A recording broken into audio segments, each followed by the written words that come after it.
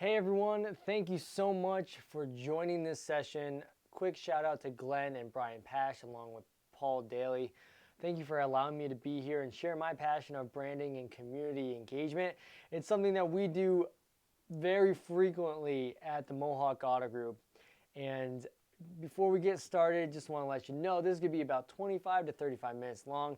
If you have any questions, you can always feel free to reach out to me on any social media, Nathaniel Greklich, or contact me. The info will be up at the end of this session. I want to start with what you can expect. So I always like to start with the mindset, because if you don't change the mindset, even though you have the behaviors and you'll get some results, you're not going to have a complete buy-in. So I always like to start with the mindset, where we started, how we started our mindset, and how we got to where we are today. Now, one quote that I always love to say, listen to, hear people say all the time is this: when value exceeds price, a transaction takes place. Now, you probably heard this 1,000 times, but how do you implement this? Well, we figure we implement this through branding and community engagement, because what happens is people, yes, they care about price sometimes, but if anyone knows anything, price is not the main motivator.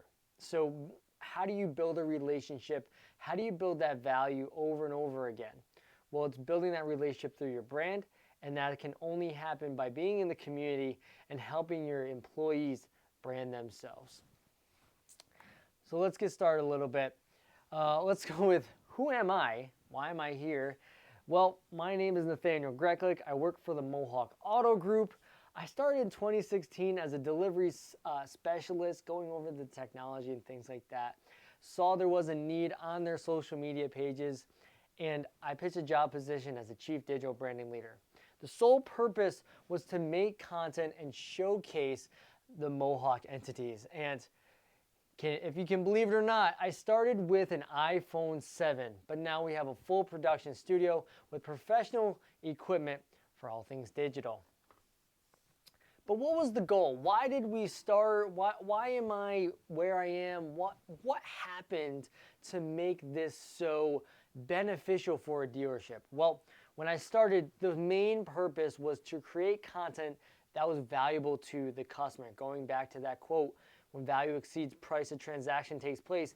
What kind of content does your customer want to see?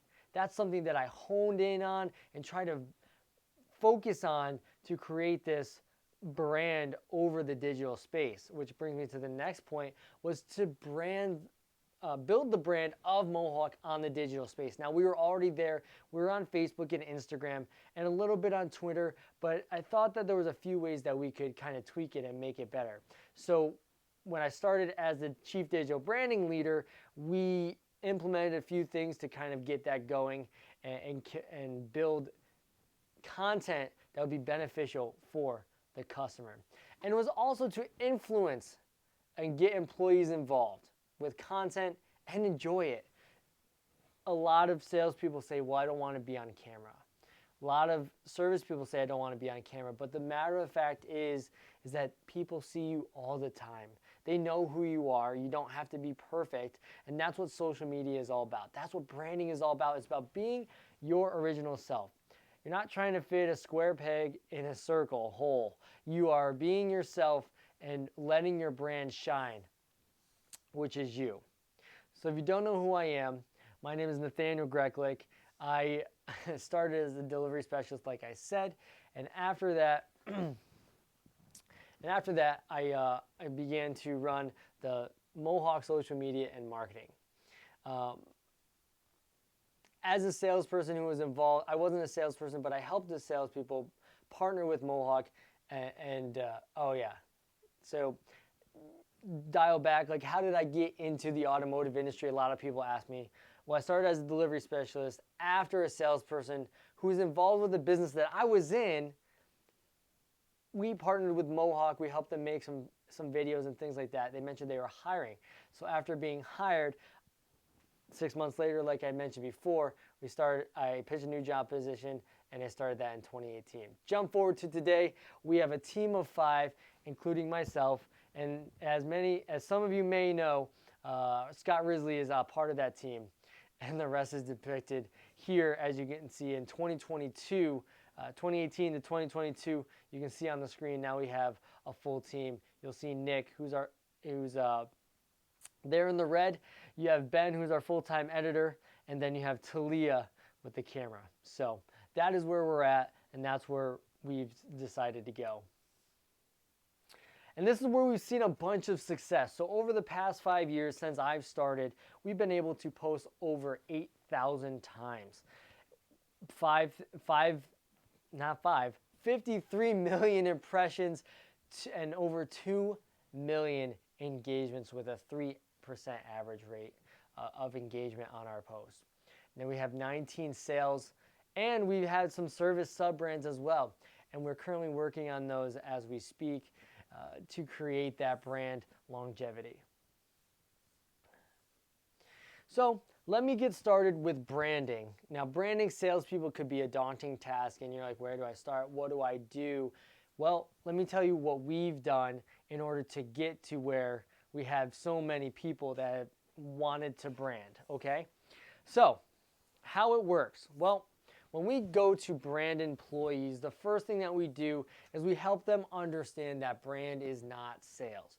Brand helps sales, and it influences people to buy from you, but it's not, hey, sell, sell, sell this car, come look at this car, come look at this car, come look at this car. It's, who are you as a salesperson? What do you stand for? What are some local charities? Who are some local communities that you want to be involved with? Who are you? What are your interests? How can you connect on a personal level? Because they do this all the time. Salespeople do this every day when a customer comes in through the door. And this is just one way of doing that. We sit them down, we've talked to them, we've created classes, and we sit down with them one-on-one to create a brand for them, hashtags. How can they stand out? Different things like that that allow them to build that brand over and over again. I can't take all the credit for this. Some of you may know Paul J. Daly, and he has helped me out tremendously, giving me some frameworks to where we've built our own branding roadmap for our salespeople. And if you'd like that, just message me and I'll get that to you. But they go through this, it goes through different personas that they want to attract. What is their brand? What does it stand for? And what can people expect from them as that brand? These are just some of the brands that we've created. Not everybody has a logo. People just have hashtags, and that's okay. But we do have some logos there to look at. The next thing we do after we do the branding worksheet is we follow up with content creation. So here's Trust Trav, and this is a profile picture. There's also been a cover photo of his, and when he needs a picture taken, we come and we take it for him. Obviously, you can always use a cell phone, but we have the technology at our disposal, so why not give it to him? Why not offer that as a perk of branding yourself? So we follow up with content, and we hold them accountable. We meet up with them, and obviously, it's never perfect. It will never be perfect, but we are on a constant basis of getting 1% better so that we can better serve our community and our customers, including theirs as well. So here we see a few of the things.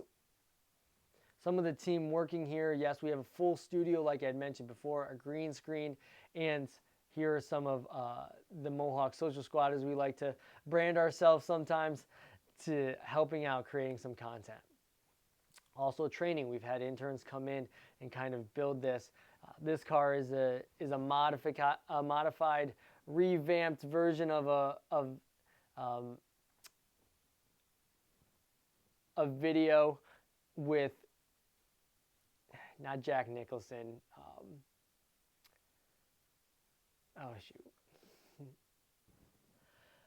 The Nicolas Cage movie Gone in 60 Seconds. Sorry, I had to think about that for a hot second. And we do a thing called Fast Car Kimmy with our collision center, and with all the exotic cars that come in for Expel and different things like that, we have the opportunity to brand one of our collision employees as Fast Car Kimmy. You can see her on YouTube going through all of these awesome muscle cars. She's really into it, almost like a supercar Blondie if you've ever heard of it, but it's our version, Fast Car Kimmy. This is another opportunity that we use our team for in terms of helping our salespeople brand.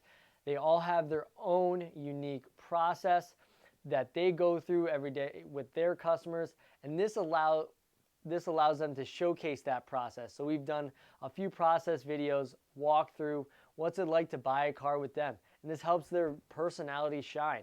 Now, not all of them have their own hashtag, but obviously they're all their own brand. So we help them flourish in the process and showcasing their customer. They get a link and they can send this out to each and every customer they know is coming in. So what are some of the results? And I went to our upper level management, our dealer principals, and just to find out what is it for them, why does this work, why are they continuously improvising and approving to consistently do this every single year, every single day for helping salespeople brand. Well, on a macro level, on the top level, you're increasing culture and dealership loyalty. And I know there's going to be someone out there who says, well, what if they don't stay? Well, you're trying your best. You want to reduce the rate that someone is leaving, and this is just one way of increasing the possibility that they won't. Decreasing ad spend. This is one of the biggest things we've been able to do over the years. We've been able to cut our ad spend to where it's really beneficial in long-term gain. And it allows us to track vehicle sales. There's a lot of times we can see from our post that it's going right to the website, which is also really nice. And this allows us to do that through branding salespeople as well. The sales can put links in their post. We can see that. It also allows you to increase your brand awareness. Like I talked about earlier, you have different demographics, psychographic ages, and stages of life at your dealership. And creating content on a day-to-day basis with those salespeople attracts a certain person. They attract and have their own magnetic pulse in different communities. And what better way to help them see that? Better way to help you decrease your ad spend but increase your target reach by using the salespeople and employees you have at your dealership. It also increases Googleability. This is a fun word that we like to throw around at the dealership, and that just allows you to be found. You know, we use SEO, SEM, but this allows you organically to go up higher. On the micro level, happiness of employees. Employees that are branding themselves are having a good time. They feel like they can be themselves, and their self-esteem gets higher, and that helps them build trust. Building trust is a major factor for sales. Building that value. When a customer trusts the brand of the person inside of your dealership, it is easier. The value is greatly increased because they know that person. People have referred in to them to check out that brand, to check out their brand. Hey, I worked with Mike the Martian. I worked with Trust Trav. I worked with the VIP man. You got to go see him. These are various things that allow the trust to be built because they already had that foundation, and it's easily searchable. Like I just mentioned before, allow sales to be themselves. Stand out and be Googleable and rememberable. So when you can stand out amongst your others, not only in the dealership, but in whatever DMA you're in. What are the local area codes? What are local dealerships around you doing? Chances are they're not going to have someone that's branding themselves. And this allows that salesperson to go out and be that difference in the community, a branded salesperson that no one else is doing. Okay, Nate, you're probably thinking, Nate, all right, I get it, I love it, but I want to hear from the actual people that are doing this. What do they think? Do they think it's actually working? Do I want to invest time and money into this? Well, don't listen to just me. I was able to grab some video from some of these individuals that are doing it on a day-to-day basis. So let's take a look from them and see what they have to say.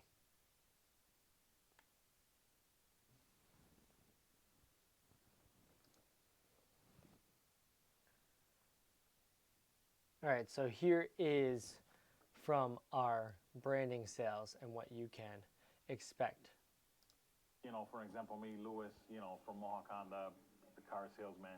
Now, when you mention the VIP man at Mohawk Honda, not even putting my name out there, they're going to remember that better than your name. It's Mike the Martian here from Mohawk Chevrolet. I'm jamming with Jess, which is what my brand is. It's who I am. Hey, I'm Cameron McKenna here with Mohawk Honda. My slogan here is hashtag Let's Do a Deal. I'm Kern Swoboda of Kern's Cars here at Mohawk Honda. My name is Travis Landry, but I'm better known by my hashtag TrustTrav. I love branding because it really separates me from the other Mikes in this building. When they come in and they say, I'm here to see Mike the Martian, I'm now separated from the others in my facility. Actually, there is another Travis Landry out there in the world who, although we're Facebook friends, I'm sure he's a very nice guy, but he's world famous because he's a pop culture expert that works for Antiques Roadshow. Branding has been extremely valuable to me because it's helped me not only set myself apart, but really set the expectation for somebody that might not have met me just through the brand itself for what they can expect when they come to see me in person. It just makes you different. People get curious. They want to know why you brand yourself. They want to see what is that all about. And I've been very successful in the past 3 years. It's helped not only, I think my personality shine, just allowing myself to be jamming with Jess. It also helps me get recognized. It's just a great way to easily recognize. People come in and they'll say, "Oh, is jamming with Jess here?" Something that's, it's memorable, it's easy, it looks good. I had a referral sitting on my desk just yesterday. They came in, again, they said Kern's Cars, something like that. He was a referral from another acquaintance of mine from my previous employment. Branding kind of gives you a sense of direction. When you think of McDonald's, you think of the Golden Arch. When you think of Nike, you think of the swoosh. When people come in here, I want to give them an out-of-this-world experience that when they leave here, they're going to go tell their friends.